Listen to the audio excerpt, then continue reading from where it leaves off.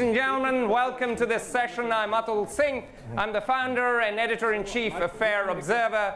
We are a journal, a non-profit journal that examines the deeper issues behind the news. We focus on providing context and bringing perspectives from around the world. We have 1,500 writers from over 40 countries. We have an audience in 219 countries. We are proud of the fact that we have 16-year-olds from Gaza writing for us.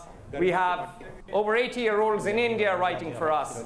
And we have a former Irish Prime Minister who's 68 in Ireland who writes for us. His name is John Bruton. He's also an advisor, and he began the Northern Irish peace process. So much so about myself. We are here to talk about a subject that is at the same time fundamentally simple and at the same time profoundly complex, in keeping with perhaps the Indian nation. A young one born in a land of an ancient civilization. And we are here to discuss, you need internet, I need water.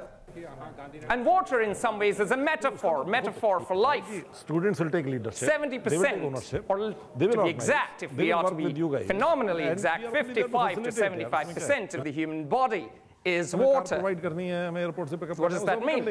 That means we are alive because we comprise of water. There would be no life on the planet without water.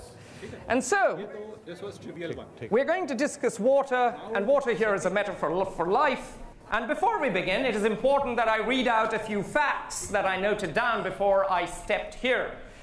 First, over 840,000 people die every year from a water-related disease. I think that's a pretty significant fact. Second, 750 million people around the world lack access to safe water. That's a pretty significant number. Of that, 100 million are in India alone. Now, the most interesting thing to note is that the World Bank on March 6, 2012, published a report. According to that report, 60% of India's aquifers will be in a critical condition in 20 years. India uses 230 cubic kilometers of groundwater per year. This is a fourth of the groundwater use worldwide. 60% of irrigated agriculture and 85% of drinking water comes from aquifers, comes from groundwater, tube wells, etc. Fourth, the national supply of water in India is predicted to fall by 50% by 2030. What is the population expected to do? Go up. Do the math. You're all, or a lot of you are IIT folks. 54% of India faces a high to extremely high water stress. A fifth fact, which is ironic, considering India is a land which was home to the ancient Harappa and Mohenjo-daro civilization, which was the first country in the world, first area in the world to have a sanitation system and a drainage system, at a time when the rest of the world was using chamber pots. Lest you forget, in Europe, even as late as Louis XIV, Louis XIV, Versailles, where at a time when l'État, c'est moi, the state was him, people were using chamber pots, including in Versailles. So you were worrying about something falling on your head whilst walking down the streets of London because there was no proper system of sanitation. And this land of much sanitation, from the days of Harappa to the days of Vijayanagar, is a land where 80% of India's sewage flows directly into India's rivers as per the Central Pollution Board. 160 of the 8,000 towns in the country have sewerage systems and a sewage plant, treatment plant. And we know even that doesn't work. Do the math, 160 out of 8,000. What is the percentage? Not much, right? 5%. And so, we're here to discuss the challenge of Indians lacking access to fundamentals like safe drinking water. And part of the reason you don't have safe drinking water is, of course, a result of lack of education, lack of sanitation, lack of health. But water here is a metaphor for life. And what we are going to focus on is the lack of access to basic health, basic opportunity, and the ability to lead a life of liberty, of happiness, and perhaps most importantly, even of security itself. And without further ado, what I'm going to do is I'm going to ask each of the eminent panelists here to introduce themselves in 2 minutes each, and thereafter, in 3 minutes each, they are going to tell you what is the issue that they really care about, that is central to their being, that they believe the country should focus on. And then we are going to open it up to questions, which you can send through the app, or you can raise your hand, and I can invite you to make the question from here. And by that time, this mic will be working. Excellent. So, without further ado, we will begin with Ruinton, and then we will go to Sanjay, and then we will go to Ranjini, and then we'll go to Dr. Shukla, who once upon a time was my boss. Or I wish I was. You did not come to my academy. I wanted to get him in my academy as the deputy director, but he came to Oxford and then never returned to police.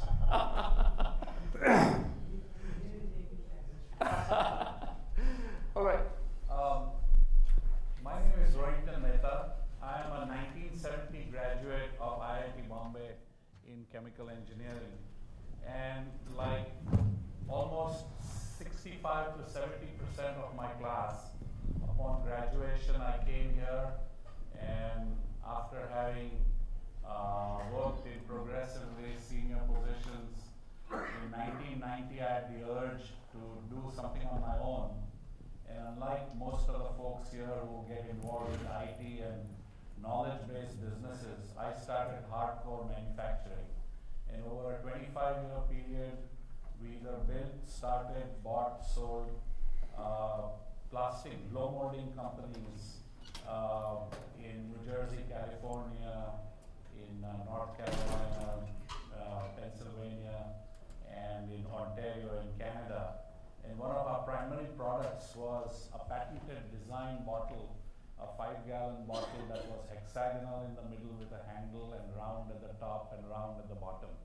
So I got to know, and that got us a tremendous amount of customers all across the world, including companies like Coca-Cola of Colombia and so on.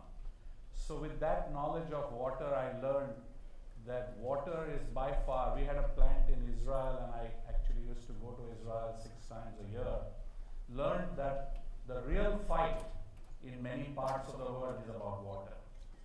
Clean water is almost essential. So that's my background, that's my fascination with water. And after selling my last company a couple of years ago, I've become heavily involved with Wheels Global Foundation, a non-profit in which I am the co-director of the water leg.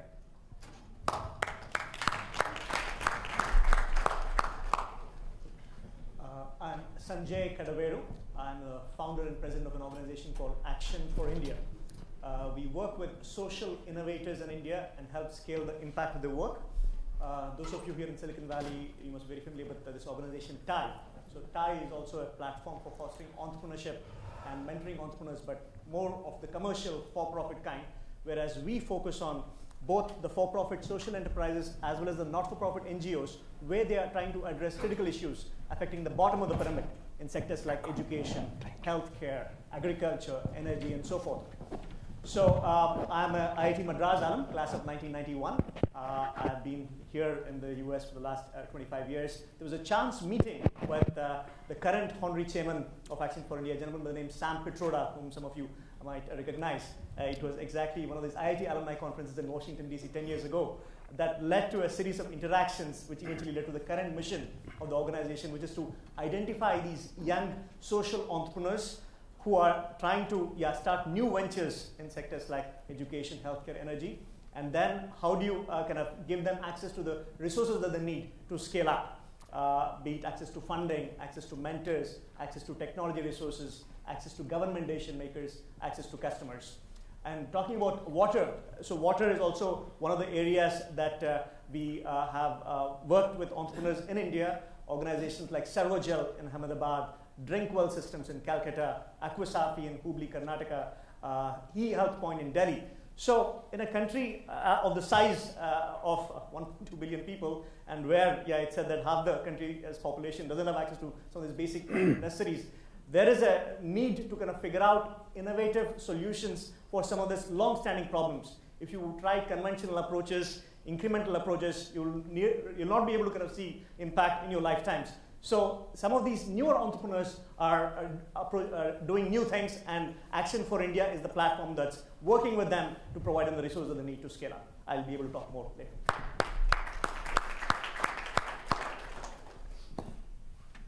My name is Ranjini Saigal. I am a graduate of IIT Bombay. Should I mention the batch? I'm 16 years old.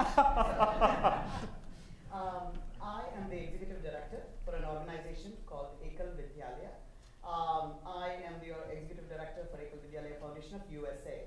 We are an organization whose mission is the holistic development of very rural, remote villages.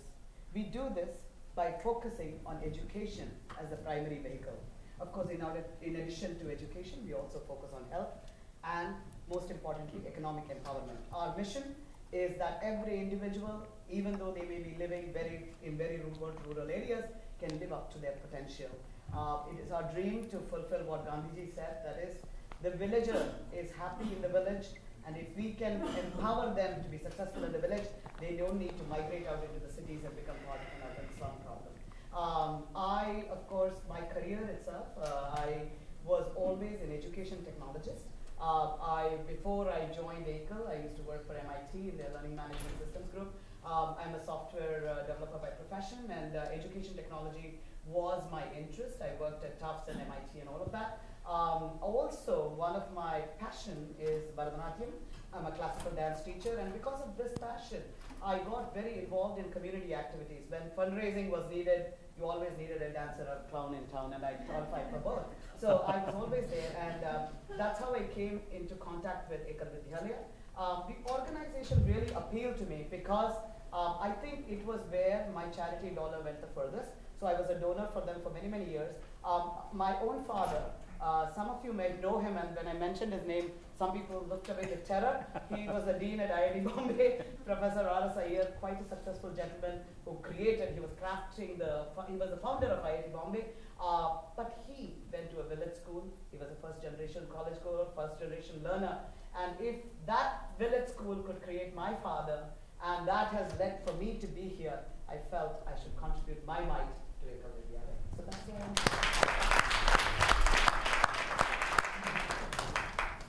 So my deputy director has asked me to speak about me and my organization. During lunch, somebody asked me, "What do you do? आप क्या करते हैं?" तो एक साहिर लुधियानवी की दो माना कि जहाँ को गुलशन न कर सके हम, दो चार कांटे बुन लिए उठा लिए निकले जहाँ से हम. So ours is a small organization. This is what we do. This describes everything about our organization. We take care of the two extremities of the life. A child is born. We don't allow, in India, children are thrown. Some children are thrown, either in the hospitals or they are with the police or even on the garbage dump. Our organization picks them up, takes care of them, nurtures them, and when they are given for adoption. And the other extremity is, many of us are in that age. I am in that age. That is the old age. We have an old age home, senior citizens. We take care of them. We don't want them to be unhappy. Different types of people come to us. Those One category is the children don't look after them. But that is not always true. To the new generation, people say, apne maa baap ka dhyan nahi rakhte. No, that is not true. Many people come to us, the old age people, who say that my children go away to the office and we have nothing to do. What do we do? So we say, come on, live with us, enjoy your life. And the third category is those who have nobody to look after. So we take care of them. This is our other extremity. And in between, we take care of the most backward socially and economically and educationally. That section of society. There is one tribal area, tribes, Saharia, whose educational standard is almost 10%. We pick them up, we bring them to our hostel, we give them shelter, live in the hostel and get good education. My deputy director is telling time is over. A little thing about myself, he has already told that I was in police.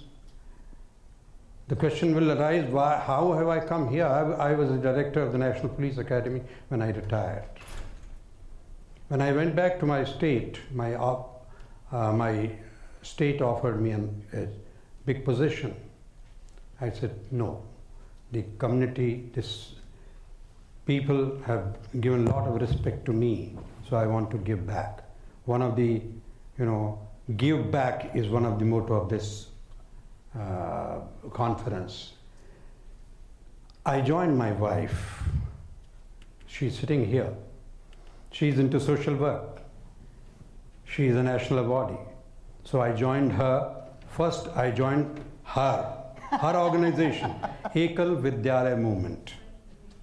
And now we are pulled into Seva Bharati, which takes care of the areas that I have already told. Thank you. Okay, we live in a time-truncated society, and the timing was not of my choosing. I'm only an instrument of the organizers. So if you have complaints as to the truncated nature of the discussion, my apologies. All these four panelists are exceedingly eminent, and we'll have to rush through things because we want to have questions. We don't want just the panelists to speak. We want to have an interactive session. So we've run a little over time. Could I please request all of you to stick to 2 minutes now instead of 3. Otherwise, we won't get engagement. And that's something that would be, I think, most people would like questions, right? Yeah. Perfect, great. So 2 minutes, the issues, you've already adumbrated upon it, but tell this from the perspective of the audience as to what you think is central challenge to the country as a whole, and just adumbrate a response to it. And then we'll have more time to dig into during the Q&A. Shall I start? Yeah, please. Okay. Start, ladies first, right? Fantastic. Great question. What is the challenge of India today? I think I said it right in the beginning. Gandhiji understood it, not today, 100 years ago, that India lives in its villages. Unless the village is developed, India can never claim for development. So how do you develop the village? Village does not have enough infrastructure where we can bring all the amenities that we are used to. I grew up in Bombay, and I was very used to getting access to education and anything else, water. I did have clean water. The chlorine was a little too much in my water, but that's okay. But we had clean water and we had other things. Now, when we go out into the villages where there are no roads, and in fact, as some of our villagers said, हमारे तरफ कोई प्यार से हाथ नहीं बढ़ाता, कोई यहाँ आता नहीं है. How do you bring services? How do you raise the level of these individuals so that they can live a full life and they can participate in the economy of the country? As I mentioned, there are only about 20 to 30, maybe 40 million people who are really economically independent. This is after 67 years of our own independence. So what can we do about it? And I think the model that Ekal has adopted is very, very interesting, because what we do is, first of all, we need to bring literacy. Unless you have awareness, unless you have education, some of our people don't even know they live in India, for example. So unless we start there, we cannot do much. So what we do, anything that we do in the village has to be localized, contextualized for the village. Then only can we bring about development. We cannot bring about McDonald's type of development in the villages, because India is very unique cultural and all of that. So what is the opportunity that we have right now? The model, I think, at Ekal is great. Single teacher schools, we take local youth and have a localized curriculum. We take children between the ages of 6 and 14. And then this school becomes a fulcrum around with a lot of different things can happen. We have built a great operating system at 54,000 villages. We can now bring other services, including health, development, and all of that. And we are really indebted to Wheels, for example, to partner with us to bring all different kinds of resources to the entire India. Thank you. I'm seeing the hand go. Yeah. I love that. Okay. I'll give at 1 minute 30 seconds. I'll move a hand. At 2 minutes, you know it's a stop, and it's a dead stop, please. Okay? And he will work for the police too. Amongst other things. I have been a lawyer. I now teach a class in UC Berkeley, and I generally run the ship on time. Yes? I'll start out by mentioning that Wheels Global Foundation, I've been involved with the W and the H part of Wheels. W stands for water and H for healthcare. So what we have done is, over a very short period of time, over the last the last 2.5 years, we have built 6 clean drinking water plants, 5 in Telangana and 1 integrated healthcare plant in Gujarat, which literally started up 1.5 weeks ago. Typically what we do is we go into villages like Haveli, Ganpur, Nandikandi, Eradindi, Dupalli, and so on, and in Agya, where there is a source of water that is highly contaminated, where in one instance the arsenic level was as high as 500 milligrams per liter, when the drinking water standard said it should be 0.05, where the TDS level was 4,000 milligrams when it should be 250. And for a relatively nominal cost of 4 lakh rupees, or about $6,700, our organization contributes 85% of the total cost. We insist that the villagers put in 15%. We have a buy-in from the Gram Panchayat, and we train these guys so that they are able to afford this ultra clean water for a price as low as 2 to 3 rupees for 20 liters. And we have now been able to serve about 40,000 villagers over 6 different communities, extremely poor and extremely in need. Thank you.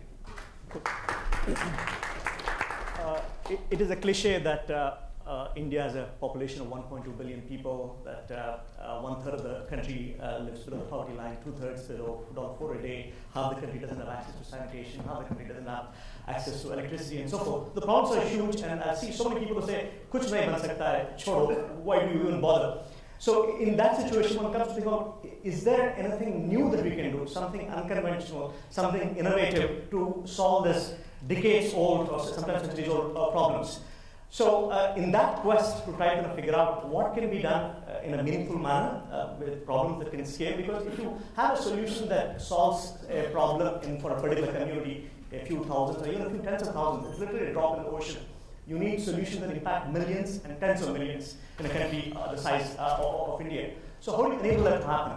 You identify folks who have the potential, the idea is great, the team is great, and they need resources. They need resources, be it financial resources, mentorship, be it access to government decision makers, be it technology or whatever. It's got to be an integrated, holistic development. And it cannot be expert from remotely directing people on the ground saying that, yeah, we know the answers, and you got to listen to what we say. It's more in terms of working with the community, identifying the problems of the community, and then serving as a catalyst to whatever they have identified as the areas that they want to work at. So that is the approach that we try to follow. And one core initiative at Action for India is something called Vision 2020.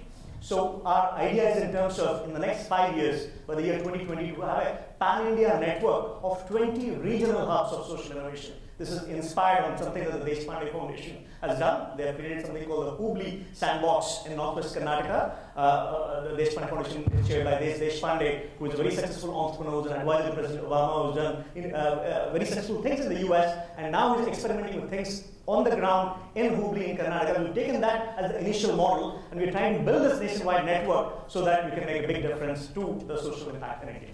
Thank you. Thank you. You were bang on 2 minutes. Great. So you have a tough act to follow, sir. Now, not that the government is not spending a lot on improving the conditions of the poor and the villagers. But what is important is whether the people know that these are the facilities, these are the programs that the government has.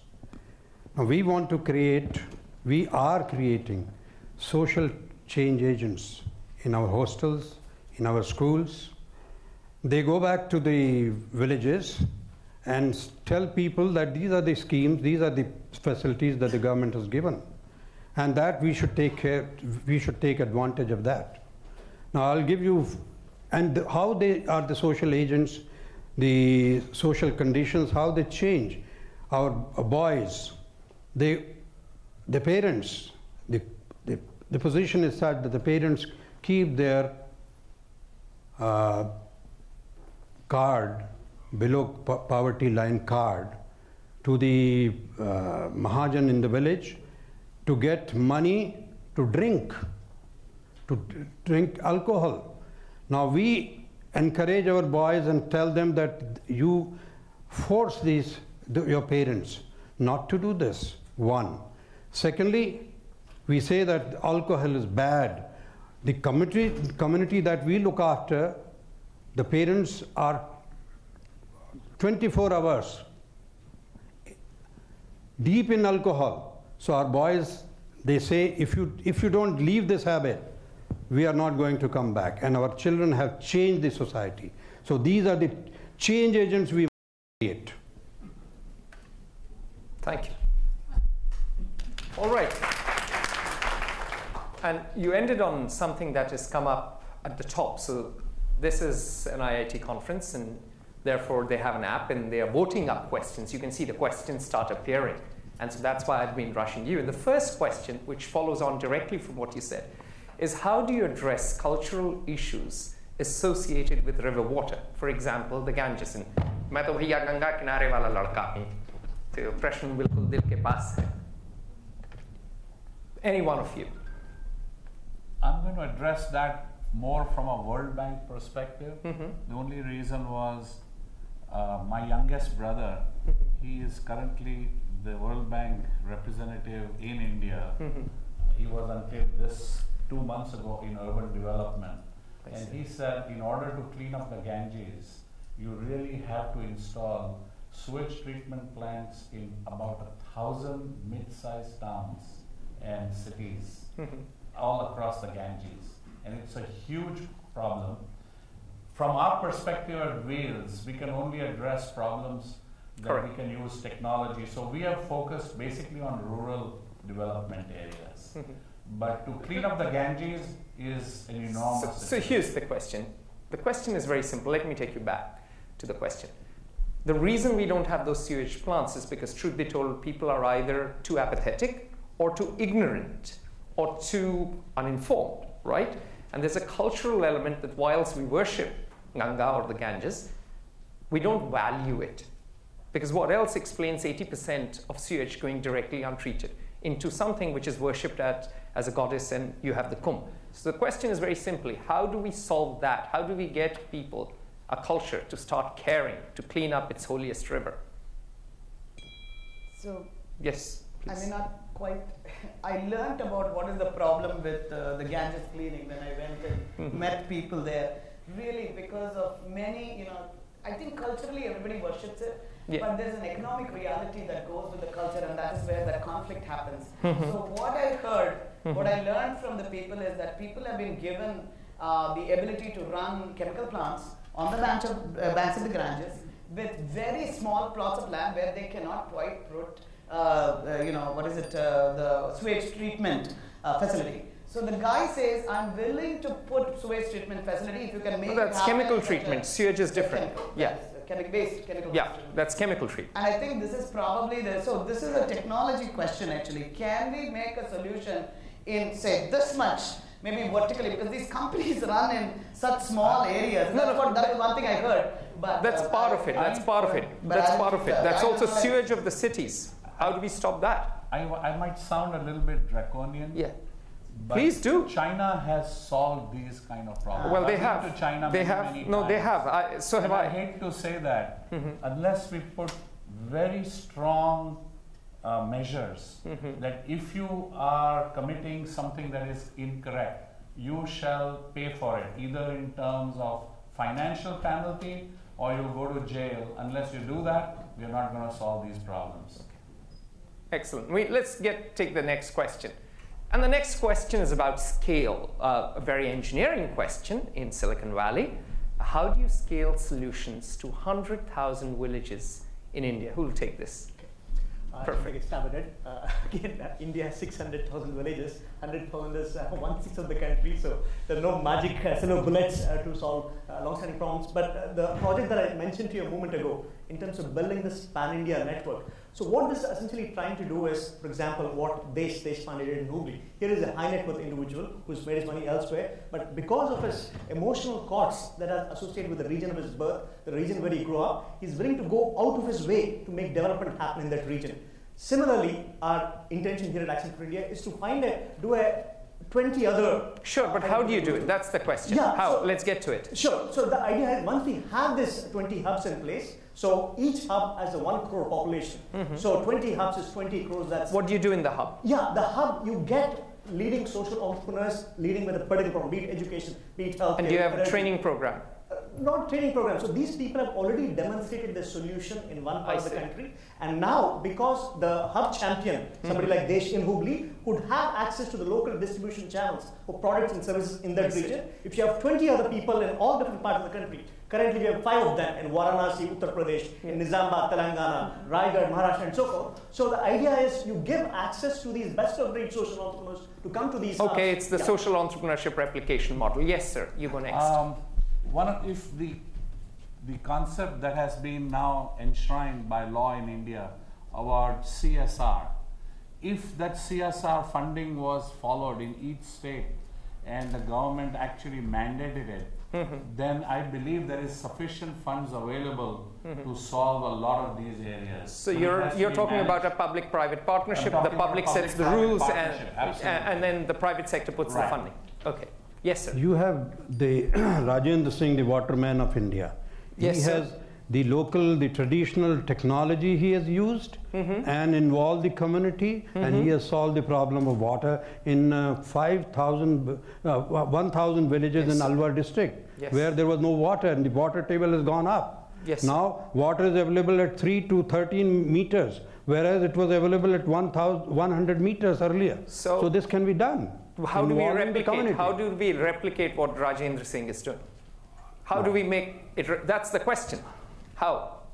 No, these are not mechanical systems. These are not electrical systems. It's a social system. No, I know. It's a social system. No exactly. Absolutely. Absolutely. But that's the question. Like, what is your? How do you say we can replicate it in Western He UP? replicated in 1,000 villages.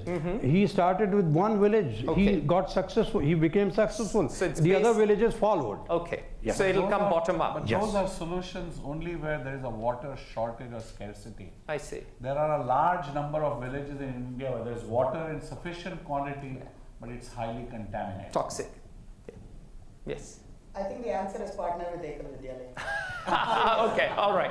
All right. No, the reason I'm saying, what I meant was, the reason I was saying not that. I think the issue is that you need to, I think there are great solutions that are very custom, that you need to be customized for different areas. What you need is a way to approach the villages and work with that. What you all talked about is great. You have solutions, monies, all of that. But at the end of the day, how do you go into a village? How do you work with it? How do you work with people who have known how to replicate? That's a big thing, and that's what I meant. Okay. And that's an important thing. Perfect. Of course, we are only at 54,000, but we could go to 100. All right. Quick aside. some of you have a question, you can raise your hand. You can come over here. I'll give you the mic. Okay, and please do introduce yourself. Without a mic, people won't hear the question. That's why I'm insisting on it. No, because they are also filming, and it won't show up on the sound there. So my name is Anand Marfati. I'm from Houston, Texas. I'm from IIT Delhi. It's clearly right now we're pushing solutions on the Indians, but Indians have been able to pull solutions when they want to. For example, the adaptation of cell phones in India required nobody, no social engineering or nothing. We went from absolutely nothing to about 900 million cell phones. So we need to go back to what Rajni is saying, is basically get the villages to ask for clean water. And if they ask for it, they will replicate, they will look for solutions. All right. We have an argument for a bottom-up approach, and let's hear the response. So I'm in concern with what he just mentioned. So the solutions cannot come from somebody sitting in Silicon Valley and saying that we understand your problem, we'll give you a solution. You've got to kind of empower the local communities in terms of letting them figure out what the problems are and asking them. You can serve as a catalyst, but you can't say you have the complete solution and serve it down the throat. I see. Are we seeing a clash between sorry? The solution you can't. It's not a cookie cutter thing. Right. Every village may have a different problem with water, and you have to have boots on the ground. You have to spend a lot of time there. In each and every project we have done, we receive 100% unanimous support from the village Gram Panchayat. And then we work with a godfather in a local village, and which is not much different than finding a solution. So they actually call us like words like Dan Datar and words that even I don't understand what they mean. But it's really a very refreshing thing to work with them, because until I went 3 years ago, I had never really been to a real village. I see. So what we are hearing from the entire panel is that perhaps this fixation with scale might be misplaced. A more bottom-up organic solution which comes from the villages and where we listen to the villages and deal with them is a better alternative. Yes. But scale is important. It cannot be thrown at all. It's very, very important. Correct. But we can't be obsessive and just say, let's reach 100,000. We have to keep working towards scale, but not set a target per se. One example in terms of where people are working with villagers and with technology. It's not an either or solution. It's a statistic entrepreneur by the name Rikin Gandhi. He works in the field of agriculture, and he's a simple. So he goes to a rural area, identifies a farmer who's a successful farmer, and then goes about videotaping the seeds he uses, the fertilizers he uses, the irrigation method he uses, and the only intervention that he does is make those videos available to farmers in surrounding villages.